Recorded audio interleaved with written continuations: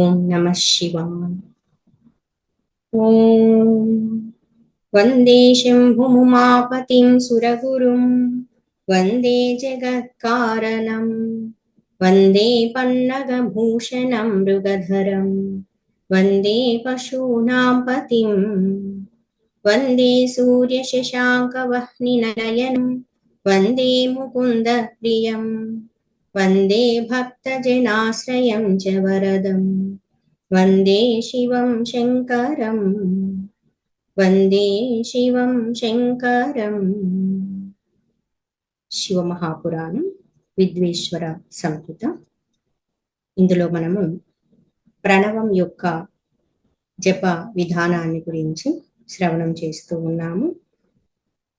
స్థూల ప్రణవము మరియు సూక్ష్మ ప్రణవముల గురించి తెలుసుకున్నాము. ఓం అన్నటువంటిది సూక్ష్మ ప్రణవము, నమ శివాయ అన్నటువంటిది స్థూల ప్రణవముగా చెప్పబడింది. స్థూల ప్రణవంగా చెప్పబడినటువంటి నమ శివాయకి ముందుగా ఓం అన్నటువంటిది చేర్చి జపించవలసి ఉంటుంది అని చెప్పి ఉన్నారు. సాధకులు వాళ్ళ యొక్క శక్తిని అనుసరించి పంచాక్షర మంత్రము జపించటము చాలా శ్రేష్టమైనటువంటిదని చెప్పి ఉన్నారు. ఓం నమ శివాయ అన్నటువంటి శక్తివంతమైనటువంటి మంత్రాన్ని జపిస్తూ ఉండటం వల్ల విధి విధానాన్ని అనుసరించి సాధన చేస్తూ ఉన్నటువంటి వారు ఇహలోక పరలోక లక్ష్యాన్ని కూడా సాధించగలుగుతారు. వాటికి సంబంధించినటువంటివి ఏవైతే కోరుకుంటారో అవన్నీ కూడా నెరవేరడం జరుగుతుంది. సకామంతో జపం చేసినట్లయితే ఆ కోరిక అన్నటువంటిది నెరవేరుతుంది. నిష్కామముగా జపం చేస్తూ ఉన్నటువంటి వాళ్ళకి అంతఃకరణ శుద్ధి కలిగి వాక్ శుద్ధి కలిగి భగవంతుని అనుగ్రహాన్ని పొందుతూ సాధనలో ముందుకి ప్రయాణం కొనసాగించడం జరుగుతుంది. జ్ఞానవంతులవ్వడము జరుగుతుంది అని కూడా శ్రవణం చేసి ఉన్నాము. సూత మహర్షుల వారు ఈ ప్రణవం యొక్క ఉపాసన గురించి, ఓంకారం యొక్క శ్రేష్టత్వాన్ని గురించి, పంచాక్షర మంత్రం యొక్క శక్తిని గురించి ఇంకా వివరించి తెలియపరుస్తూ ఉన్నారు. ఎవరైతే జప అనుష్ఠానం చేస్తూ ఉంటారో అనేక లక్షల కోట్ల సార్లు ఈ మంత్రాన్ని జపిస్తూ కేవలం మంత్ర జపం చేయటం మాత్రమే కాకుండా ఆ మంత్రానికి అర్థం ఏదైతే ఉందో, అంతరార్థం ఏదైతే చెప్పబడి ఉందో తాత్వికంగా అనుసంధానము చేసుకుంటూ ఎవరైతే సాధన చేస్తారో అటువంటి వాళ్ళకి ఇంకా ఉన్నతమైనటువంటి ఫలితం ఉంటుంది అని కూడా చెప్పడం జరిగింది.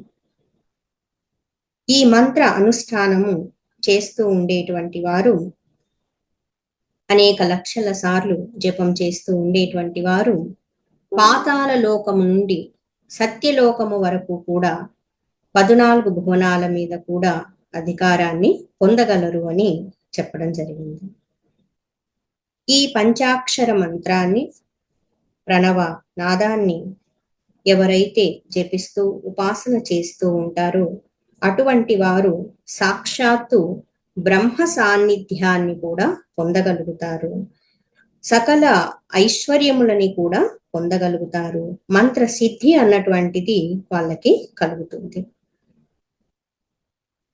ఇలా సాధన కొనసాగిస్తూ ఉండేటువంటి వాళ్ళు 100 లక్షల జపము చేసినట్లయితే అటువంటి వారు సాక్షాత్తు బ్రహ్మతో సమానం కావడం జరుగుతుంది. మనకి కార్యబ్రహ్మ, కారణ బ్రహ్మ అని ఉంటారు. కార్యబ్రహ్మ అంటే హిరణ్య గర్భునిగా చెప్పడం జరుగుతుంది. ఇక్కడ ఈ విధంగా సాధన చేస్తూ ఉన్నటువంటి వారు కార్యబ్రహ్మ స్వరూపము అంటే హిరణ్య గర్భ సాయుధ్యాన్ని కూడా పొందగలుగుతారు. బ్రహ్మదేవుల వారు ఉన్నంత వరకు, ఆ బ్రహ్మదేవుల వారి కాల పర్యంతం వరకు ఉంటూ ప్రళయము వచ్చినప్పుడు ఈ లోకాలన్నీ కూడా లయమైపోవడం జరుగుతుంది కదా. అప్పటి వరకు కూడా, లయానికి ముందు వరకు కూడా యథేచ్ఛగా లోకాల్లో భోగములు అనుభవించడం జరుగుతుంది. తరువాత 2వ కల్పము ప్రారంభమైనప్పుడు, లయం అయిపోయిన తర్వాత మళ్ళీ సృష్టి ప్రారంభమవుతుంది కదా. ఆ సమయంలో కల్పం అన్నటువంటిది ప్రారంభమైనప్పుడు ఈ సాధకుడు ఎవరైతే బ్రహ్మలోకాన్ని పొంది ఉన్నారో అటువంటి వారు బ్రహ్మ యొక్క పుత్రుడిగా ఆవిర్భవించడం కూడా జరుగుతుంది. ఆ సాధన అన్నటువంటిది అలాగే కొనసాగిస్తూ ఉన్నటువంటి వారు క్రమంగా తరువాత ముక్తిని కూడా పొందగలుగుతారు అని చెప్పడం జరిగింది.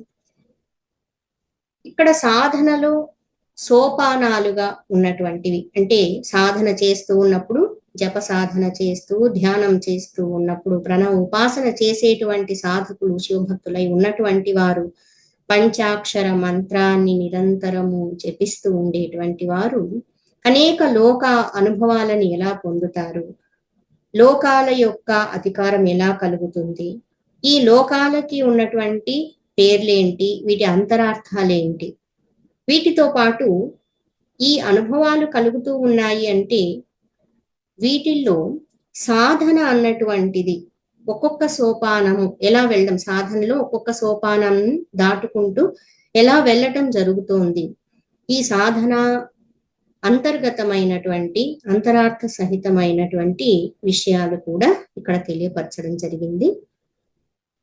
ఎవరైతే ఈ జప సాధన చేస్తూ ఉంటారో అటువంటి వారు పృథివీ మొదలైనటువంటి కార్యస్వరూప భూతముల ద్వారా అంటే పాతాళము నుండి సత్యలోకము వరకు మనకి 14 లోకాలు ఉన్నాయని చెప్పడం జరుగుతుంది కదా. ఇక్కడ పాతాళం నుండి సత్యలోకం వరకు బ్రహ్మ యొక్క 14 లోకములు క్రమంగా ఈ విధంగా నిర్మించబడినటువంటి వాటిల్లో వీళ్ళు ఒక్కొక్క లోకముని దాటుకుంటూ వెళ్ళి చివరికి సత్యలోకాన్ని చేరుకోవడం జరుగుతుంది అని చెప్పుకున్నారు.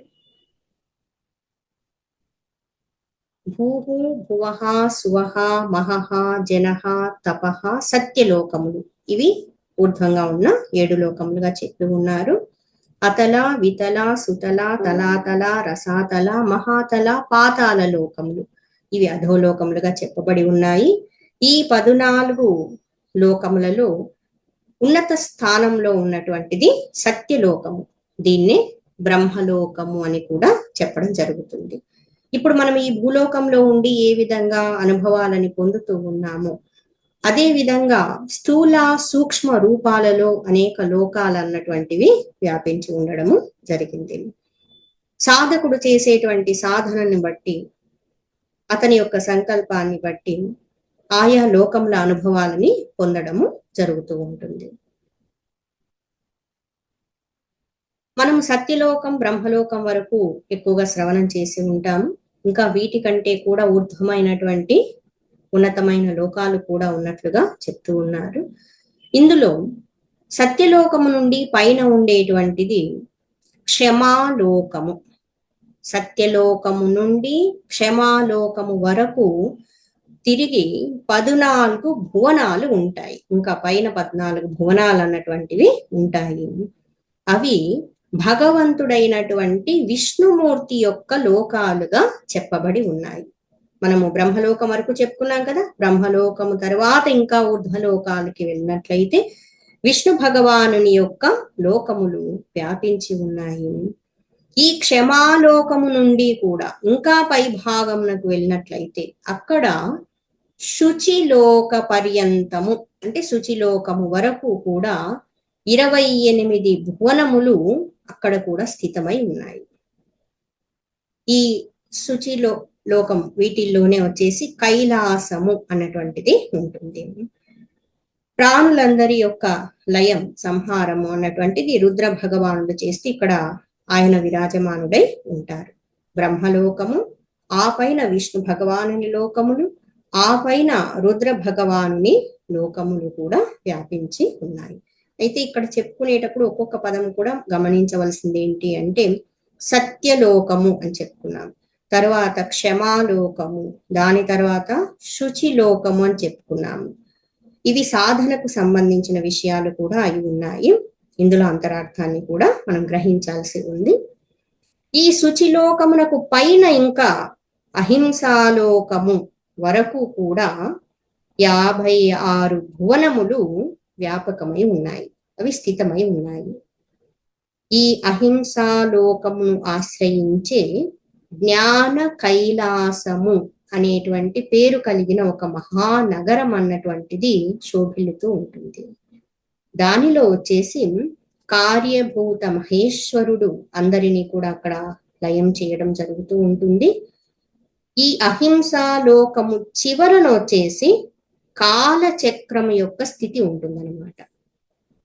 మహేశ్వరుడు భగవంతుని యొక్క విరాట్ స్వరూపము కూడా ఇక్కడ వర్ణించడం జరుగుతుంది.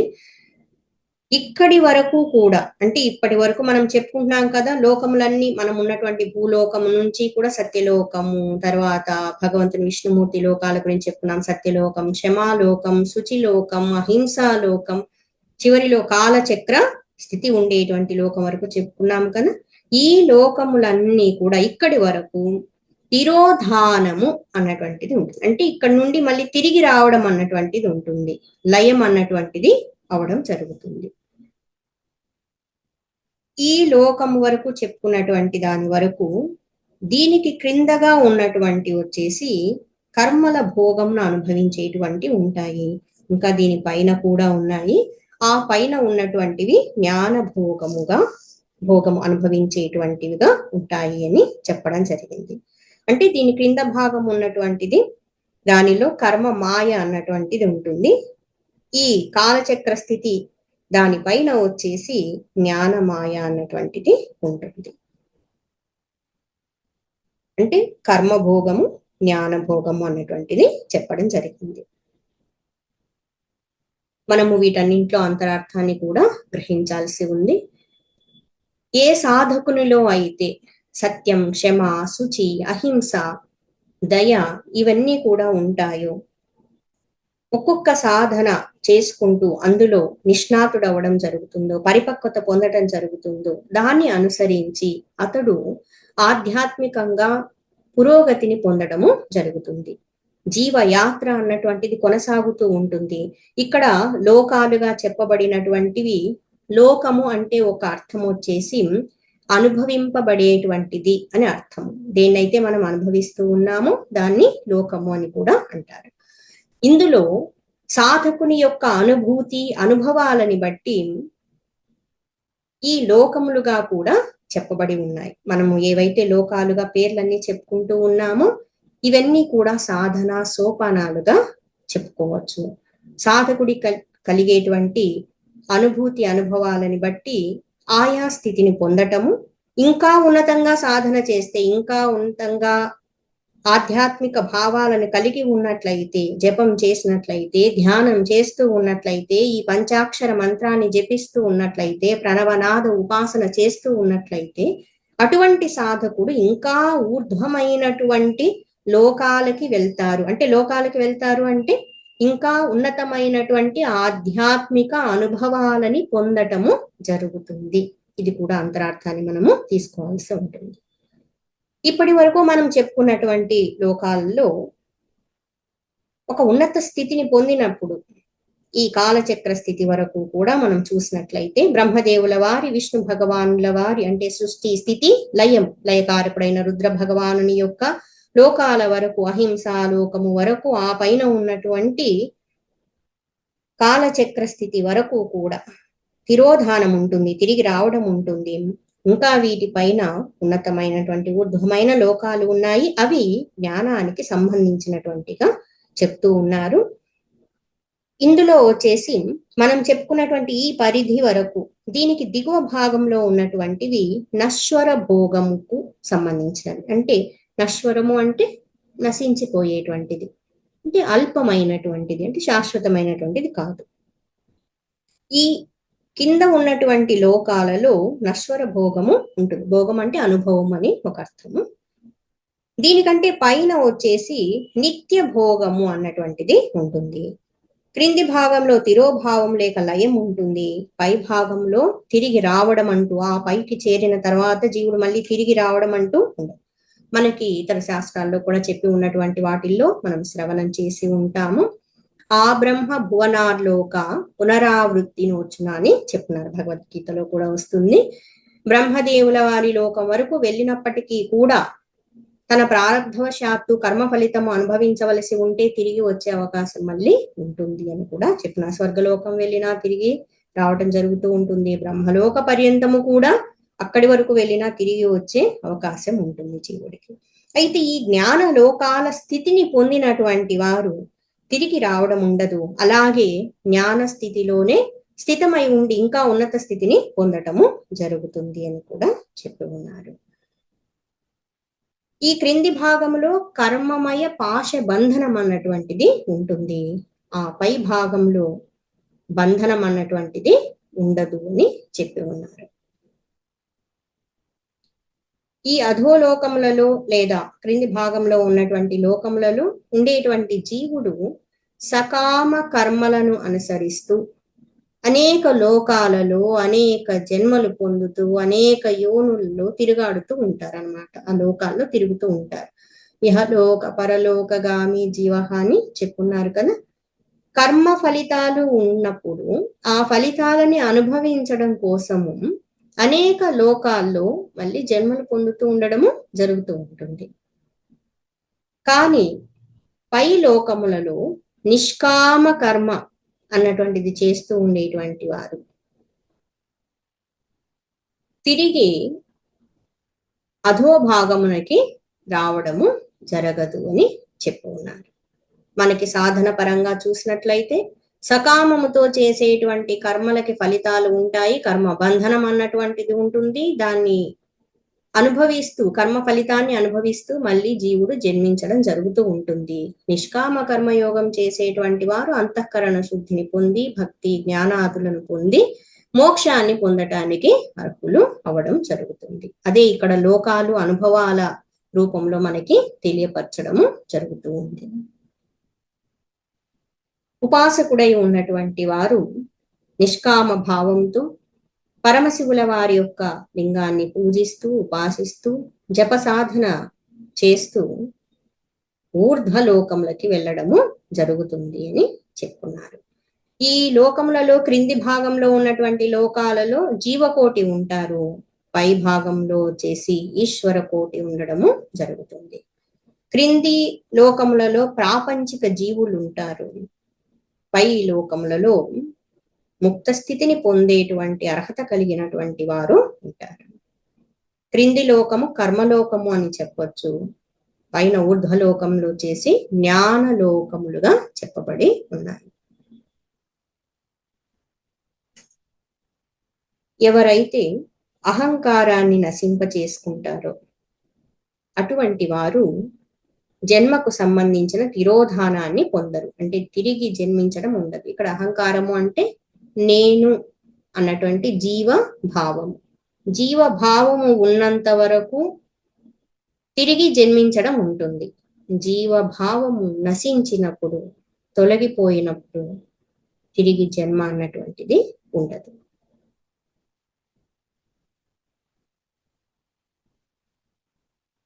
ఆది భౌతికమైనటువంటి పూజలు చేసేటువంటి వారు అంటే వాళ్ళు ఏదైనా ఫలితాన్ని ఆశించి చేస్తూ ఉన్నట్లయితే దానివల్ల నిమ్న లోకాల్లో తిరుగాడము జరుగుతుంది.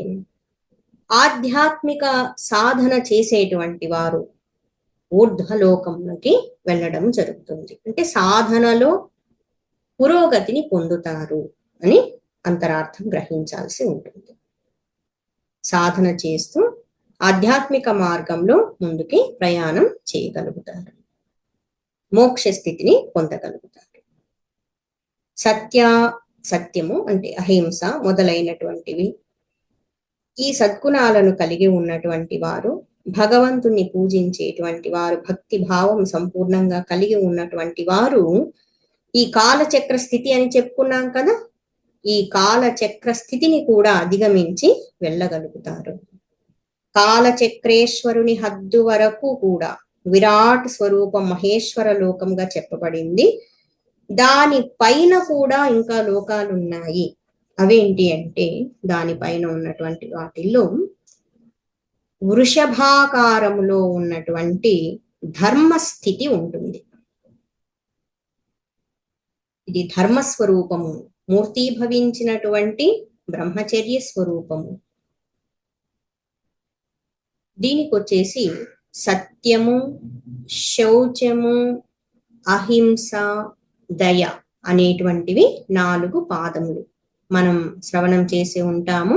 ధర్మానికి 4 పాదములు ఉంటాయి. సత్యము, శౌచము, అహింస, దయ. ఈ వృషభదేవుడు ధర్మస్వరూపంగా చెప్పబడినటువంటి వారు. ఈ ఉన్నతమైనటువంటి లోకాన్ని, స్థితిని పొందాలి అనుకునేటువంటి వారికి, సాధకుడికి సత్య, శౌచ, అహింస, దయాది గుణాలు ఉండాల్సి ఉంటుంది. ఈ వృషభాకార ధర్మస్థితిలో ఉన్నటువంటి లోకము సాక్షాత్తు శివలోక ద్వారము వద్ద నిలిచి ఉంటుంది. మనందరికీ తెలుసు, పరమశివుల వారి లింగాన్ని కానీ విగ్రహమూర్తిని కానీ దర్శించడానికి వెళ్ళినప్పుడు ముందుగా నందీశ్వరుల వారి దర్శనం చేసుకొని భగవంతుని దర్శించడం జరుగుతుంది. ఇందులో అంతరార్థం ఉంది. ఇక్కడ కూడా ఆ విషయం చెప్తూ ఉన్నారు. శివలోక ద్వారమునకి ముందుగా ధర్మస్వరూపమైనటువంటి వృషభాకార రూపంలో ఉన్నటువంటి లోకం ఉంటుంది అని చెప్తున్నారు. ఎప్పుడైతే మనము ధర్మాన్ని ఆచరిస్తామో, ఎప్పుడైతే సకల సద్గుణములు కలిగి ఉంటామో, అప్పుడు ధర్మస్వరూపముగా మనం ఉన్నప్పుడు మోక్షాన్ని పొందటానికి, శివ సాక్షాత్కారం పొందటానికి అర్హులము అవుతాము. అందుకనే భగవంతుణ్ణి దర్శించడానికి, పరమశివుల వారిని దర్శించడానికి ముందుగా నందీశ్వరుల వారి ఆజ్ఞ, అనుమతి తీసుకోవలసి ఉంటుంది అని కూడా చెప్పడం జరిగింది. ఇందులో అంతరార్థం ఉంది. ఎప్పుడైతే మనము ధర్మాన్ని అనుసరిస్తామో అప్పుడు మనం మోక్షం పొందటానికి అర్హులమవుతాము, శివస్వరూపాన్ని దర్శించగలుగుతాము. ఇక్కడ కూడా ఆ విషయం చెప్తూ ఉన్నారు. ఇక్కడ లోకాల రూపంలో ఉన్నటువంటివి చెప్పడం జరుగుతూ ఉంది. శివలోక ద్వారము వద్ద ఈ ధర్మస్వరూపమైనటువంటి లోకం అన్నటువంటిది ఉంటుంది. క్షమారూపాలే దీనికి కొమ్ములుగా చెప్పున్నారు. వృషభాకారం అని చెప్పారు కదా, కొమ్ములేవి అంటే క్షమా మొదలైనటువంటివి. శమము దాని యొక్క కర్ణములు అని చెప్పారు. శమధమాదులు అని అంటారు కదా, అంటే ఇంద్రియ నిగ్రహము, మనో నిగ్రహము మొదలైనటువంటి గుణాలు అన్నటువంటివి వీటి యొక్క కర్ణములు అంటే చెవులు.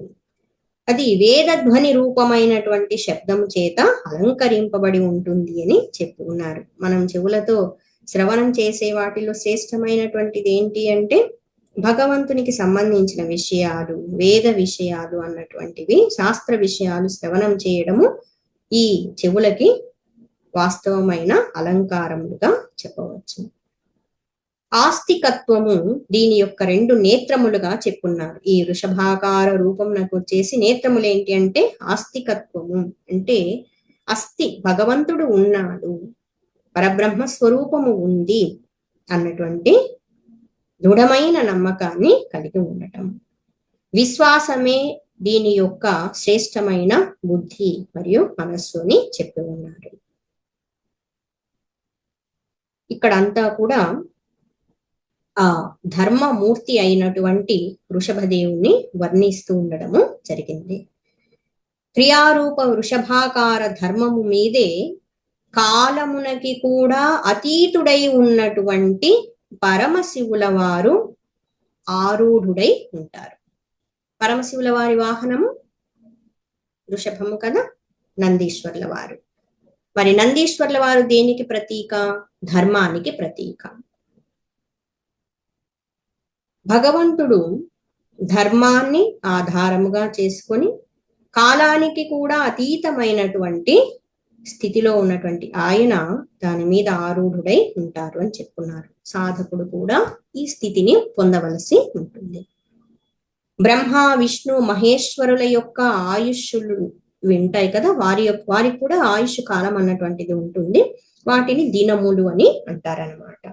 అంటే మనం ఇప్పుడు దినము, రాత్రి అన్నట్లుగా వాళ్ళకి సంబంధించినటువంటివి కూడా దివ్య వర్షములు అన్నటువంటివి ఉంటాయి దేవతలకి. అలాగే బ్రహ్మదేవుల వారికి కూడా 100 సంవత్సరాల ఆయుష్ కాలం ఉంది అని చెప్పడం జరుగుతూ ఉంటుంది. సృష్టి, స్థితి, లయములు చేసేటువంటి దేవతా రూపములు, శక్తి రూపములకు కూడా ఒక కాల పరిమితి అన్నటువంటిది ఉంటుంది.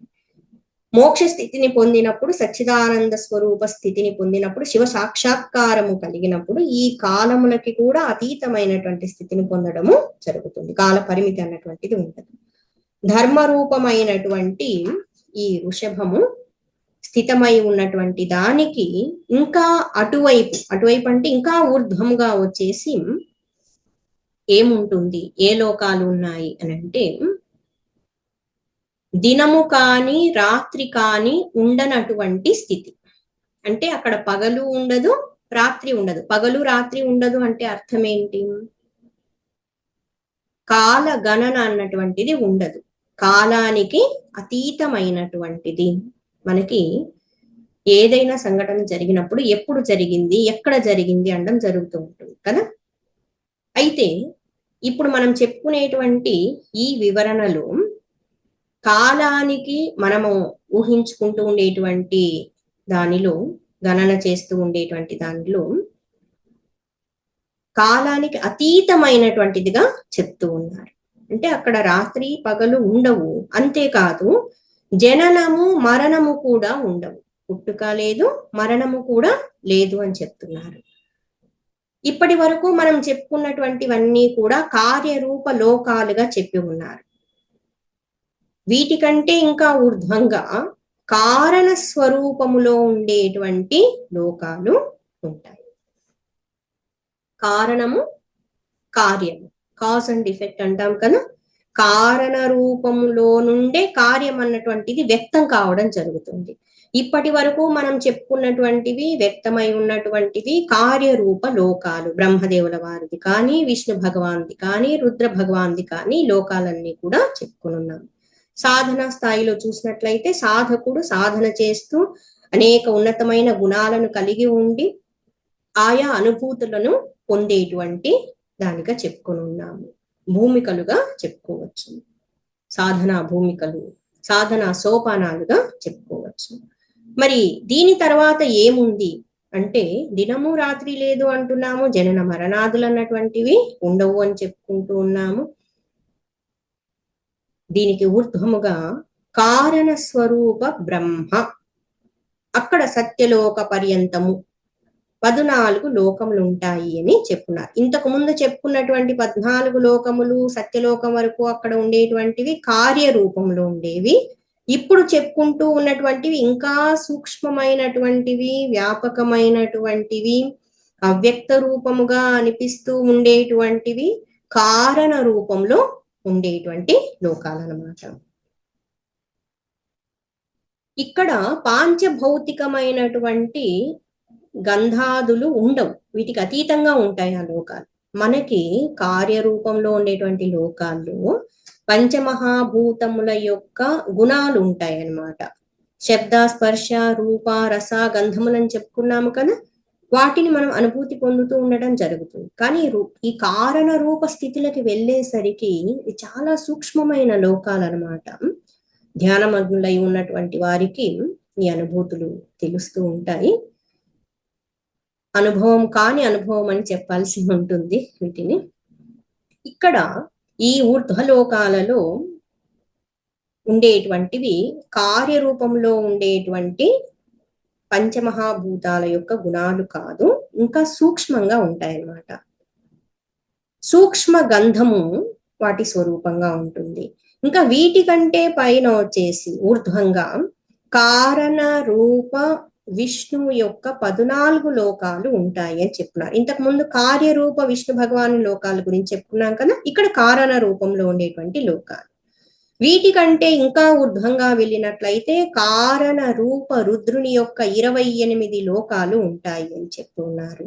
ఇంకా వాటికంటే కూడా ఊర్ధ్వంగా వెళ్ళినట్లయితే వీటిపైన కారణానికి ఈశ్వరుడైనటువంటి పరమశివుల వారి 66 లోకములు విరాజిల్లుతూ ఉంటాయి. సాధనా క్రమంలో ఇవన్నీ కూడా అనుభవంలోనికి రావడము జరుగుతుంది. దీనికి పైన ఉండేటువంటి వాటిల్లో శివ సమ్మతమైనటువంటి బ్రహ్మచర్య లోకం ఉంటుంది. అక్కడ అనేక ఆవరణలు అన్నటువంటి ఉంటాయి. జ్ఞానమయమైనటువంటి కైలాసము ఉంటుంది. అక్కడ 5 మండలములు, 5 బ్రహ్మ కళలు, ఆదిశక్తితో కూడి ఉన్నటువంటి ఆది లింగము కూడా ప్రతిష్ఠితమై ఉంటుంది అని చెప్తున్నారు. ఇవన్నీ దైవికమైనటువంటి అనుభూతులు అన్నమాట. మనకి నామరూపాత్మకమైనటువంటి ప్రపంచంలో ఈ భూలోకంలో ఉన్నటువంటివి మనము అనుభవిస్తూ ఉంటాము, చూడడం, వినడం, అనుభూతి చెందడం జరుగుతూ ఉంటుంది.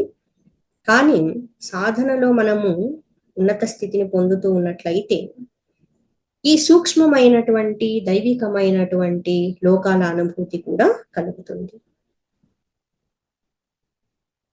ఇక్కడ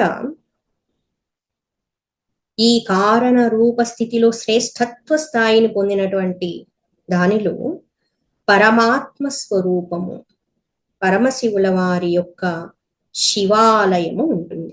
దీన్ని శివాలయము అని చెప్తారు. అనేక లోకాలన్నీ చెప్పుకుంటూ ఉన్నాం కదా, వాటిల్లో వచ్చేసి ఉన్నతమైనటువంటి స్థానంలో శివాలయము అన్నటువంటిది ఉంటుంది అని చెప్పుకున్నారు. శక్తి స్వరూపముతో పరమశివుల వారు అక్కడ ఉంటారు. ఆ స్వామి సృష్టి, పాలన, సంహారము, తిరోభావము, అనుగ్రహము అనేటువంటి పంచకృత్యాలు చేస్తూ ఉండటంలో సమర్థులై ఉన్నటువంటి వారు. సచ్చిదానంద స్వరూపమై ఉన్నటువంటి వారు. ఆయన ఎప్పుడూ కూడా ధ్యాన రూప ధర్మం ఎందే స్థితులై ఉంటారు. అంటే నిరంతరము కూడా ధ్యానం చేస్తూ ఉంటారు. స్వాత్మారాములై ఉండడం జరుగుతుంది. మహాసమాధి స్థితిని పొంది ఉంటారు ఆయన. ఇది ముక్త స్థితి, పరబ్రహ్మ స్వరూప స్థితి. ఇవన్నీ కూడా మాటల్లో చెప్పేటువంటివి కాదు, వాక్కుకి కూడా అతీతమైనటువంటివి, కాలానికి అతీతమైనటువంటివి. ఇప్పటి వరకు లోకాలు అవన్నీ చెప్పుకుంటూ ఉన్నాం కదా, ఇంకా అక్కడ ప్రదేశము, లోకము అన్నటువంటిది కూడా ఉండదు. దేశ కాల నామ రూపాదులకి అతీతమైనటువంటి స్థితి పరబ్రహ్మ స్వరూప స్థితి. ఆ స్థితి యందు పరమశివుల వారు ఎప్పుడూ కూడా స్థితమై ఉంటారు.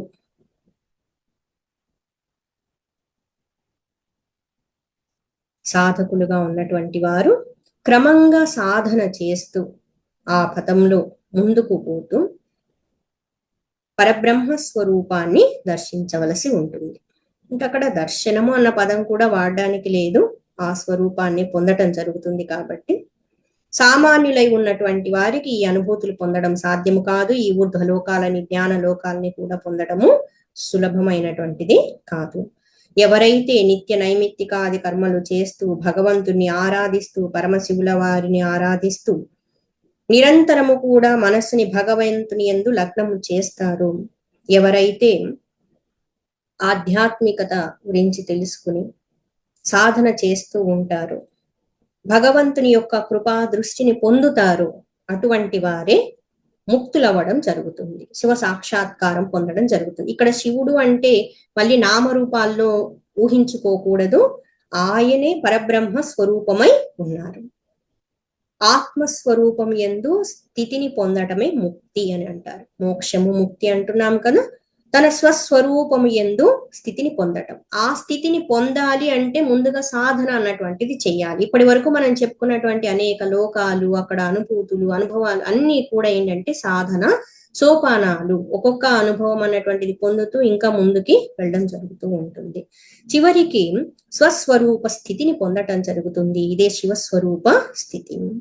ఎవరి ఇష్టదైవాన్ని వాళ్ళు ఆరాధన చేస్తూ, ఉపాసన చేస్తూ, ప్రణవ మంత్రాన్ని జపిస్తూ, ఓంకార ఉపాసన చేస్తూ అంతరార్థాన్ని గ్రహించి ఆధ్యాత్మిక విద్యని, బ్రహ్మ విద్యని పొంది తన స్వస్వరూపాన్ని తెలుసుకోవలసి ఉంటుంది. ఆత్మయందే నిరంతరము రమిస్తూ ఆనంద అనుభూతి పొందటమే ముక్తి స్వరూపంగా చెప్పున్నారు. క్రియ అంటే పూజ మొదలైనటువంటివి కానీ తపస్సు, జ్ఞానము, జపము, ధ్యాన రూపమైనటువంటి ధర్మముల యందు పరిపూర్ణత పొందినటువంటి వారు శివ సాక్షాత్కారము, మరొక మాటలో ఆత్మ సాక్షాత్కారము పొందటానికి, స్వాత్మారామ స్థితి పొంది మోక్ష స్థితిని పొందటానికి అర్హులు కావడం జరుగుతుంది. అటువంటి వారే ఈ ఉన్నతమైనటువంటి స్థితిని పొందుతారు. ఏ విధంగా అయితే సూర్య భగవానుని కిరణములు చీకటిని తొలగించడం జరుగుతుందో, అలాగే భగవంతుని యొక్క దయతో కూడినటువంటి దృక్కులు భక్తుల యొక్క అజ్ఞాన అంధకారాన్ని తొలగించడం జరుగుతుంది. ఎప్పుడు అజ్ఞాన నివృత్తి అవుతుందో అప్పుడు జ్ఞానం అన్నటువంటిది స్వయంగా ప్రకాశించడం, ప్రకటితమవడము జరుగుతుంది. పరమశివుల వారి అనుగ్రహంతో ఆత్మారామ స్థితిని పొందవచ్చు. దీనితో జీవుడు కృతకృత్యుడు కావడము జరుగుతుంది. ఇదంతా కూడా బోధ చేస్తూ ఉన్నటువంటి వారు గురు పరంపర ద్వారా పొందటం జరిగింది అని చెప్తూ ఉన్నారు. సూత మహర్షుల వారు కానీ, పూజ్య వేదవ్యాస మహర్షుల వారు కానీ ఇలా గురు పరంపరలో వస్తూ ఉన్నటువంటిది మేము శ్రవణం చేసి ఉన్నటువంటిది, తెలుసుకున్నటువంటిది తెలియపరుస్తూ ఉన్నాము అని చెప్తున్నారు. నందీశ్వరుల వారి ముఖతః కూడా శ్రవణం చేయడము జరిగింది. ఇప్పుడు మనం చెప్పుకున్నటువంటి ఈ లోకాలలో ఒక స్థాయి వరకు మాత్రమే అనుభవం అన్నటువంటిది ఉంటుంది, తెలుస్తుంది. దాని తరువాత ఇంకా అనుభవము, అనుభవించేవారు అన్నటువంటి భేదము కూడా ఉండదు. శుద్ధ పరబ్రహ్మ స్వరూప స్థితి, సచ్చిదానంద స్థితి, అది శివస్వరూపమై ఉన్నటువంటిది. దాని గురించి సంపూర్ణంగా పరమశివుల వారికే ఎరుక అని చెప్పచ్చు. ఎవరైతే శివతత్వాన్ని పొందుతారో, సచ్చిదానంద స్వరూప స్థితిని పొందుతారో వారు సాక్షాత్తు శివుడే అయి ఉంటారు. బ్రహ్మవిత్ బ్రహ్మైవ భవతి అని చెప్పడం జరిగింది కదా. బ్రహ్మతత్వాన్ని తెలుసుకున్నటువంటి వారు పరబ్రహ్మ స్వరూపమే అవడం జరుగుతుంది. శివ సాక్షాత్కారం పొందినటువంటి వారు సాక్షాత్తు శివుడే అయి ఉన్నారు. భగవంతుని అనుగ్రహం ప్రసాదం చేత ఈ స్థితిని పొందగలుగుతాం. స్థితి అన్న పదము కూడా మనకు అర్థం కావడం కోసం వాడుతూ ఉన్నాము. అది ఒక స్థితి కాదు, ఒక సామాన్యమైనటువంటి అనుభవము కూడా కాదనమాట. ఇలా లక్షల సార్లు జపం చేస్తూ ఉండేటువంటి వారు పరమశివుల వారిని ప్రసన్నం చేసుకొని ఓం నమ శివాయ మంత్రాన్ని జపిస్తూ ఓంకార ఉపాసన చేస్తూ ఉండేటువంటి వారు సాక్షాత్తు శివస్వరూపమే అవుతారు. శివభక్తుని శరీరము కూడా శివరూపమే అని చెప్పబడింది. శివరూప మంత్రముని ధారణ చేసినటువంటి వారు శివుడే అయి ఉంటారు. శివ మంత్రములకి అనుగుణంగా, అంటే వాళ్ళు చేసే జపాన్ని అనుసరించి వాళ్ళకి సామీప్యము, సాలోక్యము, సారూప్యము, సాయుధ్యము ఇటువంటి ముక్తి అన్నటువంటిది లభిస్తుంది. ఇందులో అమ్మవారిని, ఆదిపరాశక్తి అమ్మవారిని ఆరాధన చేస్తూ ఉపాసన చేస్తూ ఉండేటువంటి వారు సాక్షాత్తు అమ్మవారి స్వరూపమే అవుతారు. పరమశివుల వారిని ఆరాధించేవారు పరమశివుల వారి స్వరూపమే అవడం జరుగుతుంది. శివశక్తి స్వరూపం అంతా కూడా ఒకే స్వరూపమై ఉంది.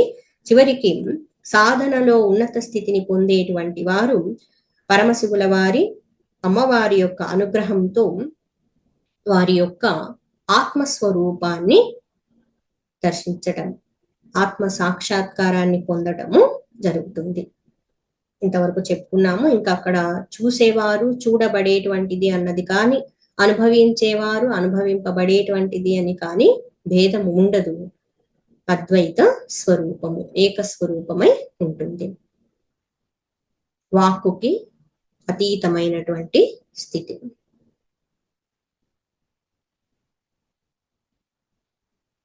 షోడశోపచారములతో పూజ చేస్తూ, జపం చేస్తూ, ధ్యానిస్తూ ఉండేటువంటి వారికి వారు కోరుకున్న అభీష్టమైనటువంటివి పొందటం జరుగుతుంది. చివరికి నిష్కామంగా సాధన చేసినట్లయితే మోక్షాన్ని కూడా పొందటం జరుగుతుంది. ఈ జప సాధన కానీ ఇవన్నీ చేస్తూ ఉండేటువంటి వారు ఇంతకు ముందు చెప్పుకున్నాము, విధి విధానాన్ని అనుసరించి నియమపూర్వకంగా సాధన చేస్తూ ఉండేటువంటి వారు సాధన అనంతరము అందరికీ భోజనాదులు, వస్త్రాదులు అన్నటువంటివి సమర్పించడము, గురుజనులని పూజించడము చేయవలసి ఉంటుంది. ఇక్కడ లోకాల గురించి ఇవన్నీ వింటూ ఉన్నప్పుడు ఈ లోకాలు ఉన్నాయా అంటే ఉన్నాయి.